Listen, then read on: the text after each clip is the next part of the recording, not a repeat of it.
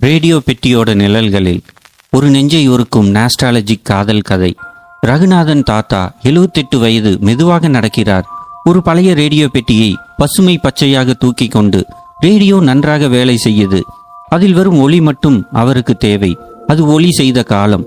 அதனால்தான் அவர் ஒவ்வொரு நாளும் அதே நேரத்தில் பாடலை போட்டுட்டு உட்காருகிறார் வீட்டு வராண்டாவில். அந்த பச்சை நாட்காலியில் கையில் ஒரு காஃபி, பின்னால் ஒரு காலச்சாயல். அந்த ரேடியோ ஒரு பொம்மை இல்லை, அது ஒரு நினைவு கப்பல்.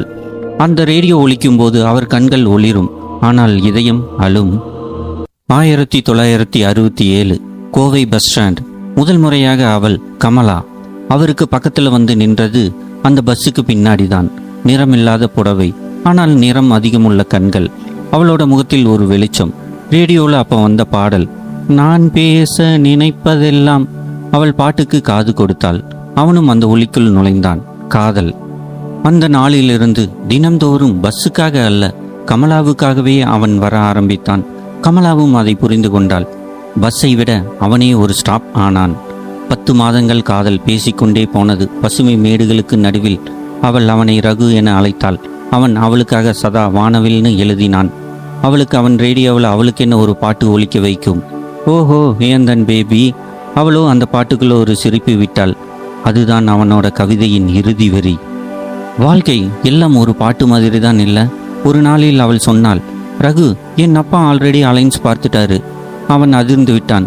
ரேடியோவே உடைந்த மாதிரி.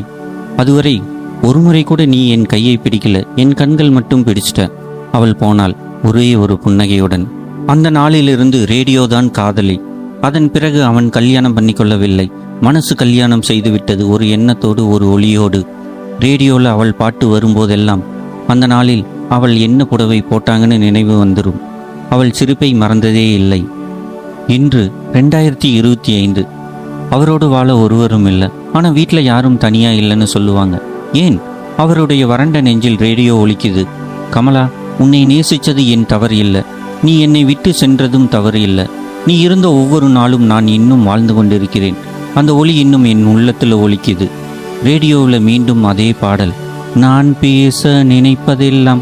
அந்த சத்தத்தில் தாத்தா கண்கள் மூடுகிறார். ஒரு புன்னகை, ஒரு கண்ணீர். அந்த ரேடியோ சத்தம் மெதுவாக குறைகிறது. முடிவில் ரேடியோ இன்னும் வேலை செய்கிறது. ஆனால் அந்த ரேடியோவின் ஒளியில் இன்னும் காதல் பேசுகிறது. காதல் கண்களில் மட்டும் இல்லை, கண்ணீரிலும் இருக்கும். அவன் போனாலும் ரேடியோ பேசிக்கொண்டே இருக்கும். அவன் காதலை, அவன் கமலாவை. முடிவு, ஓர் ரேடியோ, ஒரு காதல், ஒரு நிழல். நன்றி.